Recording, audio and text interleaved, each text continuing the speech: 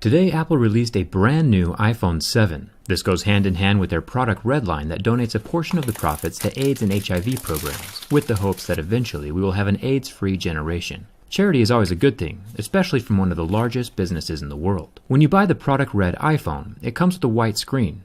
And while that does look pretty darn good, I think a black combination would look even more dope. Let's give it a try.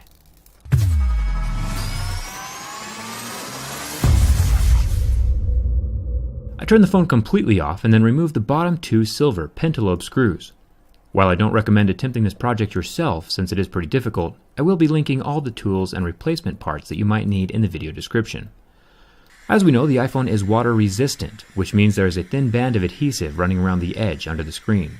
I'm going to use a heat gun to warm up the glass until it's just barely too hot to touch. Then I'll use a large suction cup to lift up the edge of the screen enough to slip my thin metal pry tool between the plastic edge of the screen and the blood red metal body of the phone. Now this part is kind of tricky. It's where most people will damage their displays. There are some very fragile ribbon cables along that right side of the phone, so as you are cutting through the adhesive, it's important to keep the tool from penetrating too deep inside of the phone and slicing that important stuff. You also can't lift the bottom edge of the screen very high or it will put stress on the ribbons as well. You'll see what I'm talking about in just a second. The screen comes away from the device by pulling down ever so slightly on the display to release the top clips, and then the whole thing folds open like a little book. A very good looking red book. I think the inside of this thing looks better than the outside.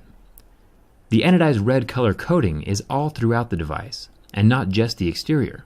I'm definitely a fan. For the next step, I'll switch to my Y000 bit since Apple likes to use weird screws inside of their phones. There are 4 screws holding down the metal plate over the battery connector, fingerprint connector, and LCD ribbon connector. I'll set that off to the side next to the screws to help keep them organized. Now we need a Phillips head 00 screwdriver for the top screws, next to the earpiece and front camera.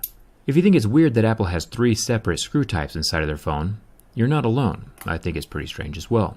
After the 2 screws on the top bracket are off, I can unclip the front camera and the earpiece ribbon, and the screen is free from the iPhone body. Now depending on where you get your screen from, there might be a few more steps. If you buy the replacement screen linked in the video description, you'll have to transfer over your earpiece, back metal plate, and home button to your new screen. I showed that in my iPhone 7 screen replacement video. For the sake of time though, for this video I'll be using a screen and a home button that I pulled off a fully functioning matte black iPhone 7. It's already got all the components attached to it, so it's a direct swap, and slightly easier. I'll start by plugging in the ribbon cables from the black screen. There are 2 down by the battery and then 1 more up at the top. Each of them will clip in like a little Lego. Make sure to plug the battery cable in very last. It's safer that way. The 2 middle plates go over the top of the little connections, and then the 6 screws hold everything tight. Remember, each screw is different, so keep them organized, and put them back in the same hole they came from. The phone will fold shut just like a very expensive book, and then the top edge of the screen gets tucked up into place before the rest of the display clicks down. I'm going to use the black screws that I pulled from my other black iPhone 7 for a cleaner look. Replacement screws are also pretty easy to find. I'll link some below the video as well. And it's time to turn our ultra good looking one-of-a-kind cell phone on. And here's where we run into the first problem. Apple has this thing where if you ever need to fix or replace your home button, they just kill the functionality of it altogether. It's incredibly frustrating from a repair perspective, but that's a story for a different day. Apple claims it's for security reasons, which is valid, but there are other ways to protect your device besides killing functionality. The last warning that popped up was to tell me that I have to use the on-screen home button now instead of the physical button, and that's kind of annoying. While I love the look of the all black on red, I'm not about to lose functionality solely for aesthetics. It's time to reinstall the original home button, the white one. See, iPhones and their home buttons are paired at birth and remain together for the entire duration of their lives, like some kind of weird National Geographic documentary instead of a cell phone. To remove a home button, there are 4 screws, and then the home button unsticks from the plastic frame and drops out from the front of the phone. Then all I have to do is tuck the white home button back up into place on the black screen, and then use the same screws to hold it in. And that's it for the home button. It's still definitely white, but this time it's functional, and there are no error messages. Now one way around this would be to take the main board from the black iPhone and plop it into the red frame.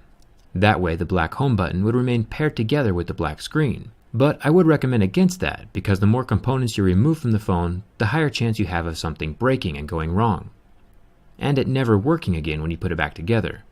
I might compare this project to Legos during the video, but it's slightly higher risk than that. The simplest solution is to just get a small black skin and put it over the white home button. incredibly inexpensive, and at least the skin isn't covering the whole display. Now, I don't have any skins at the moment, but I know a guy who does. I'm going to send this phone over to MKBHD to let him work his magic on that home button. The phone is his to keep or give away, totally up to him. What color combination do you think looks best? Do you like the white screen, or do you think Apple should have made a black and red iPhone variant? Let me know in the comments. Luckily, I was able to grab 2 of these red phones. I'll be testing the scratch resistance of the new color in my next video, so if you haven't subscribed, now would be a good time. My Twitter followers got the inside look at this phone as it was happening, so follow me over there to stay ahead of the curve, and thanks for watching. I'll see you around.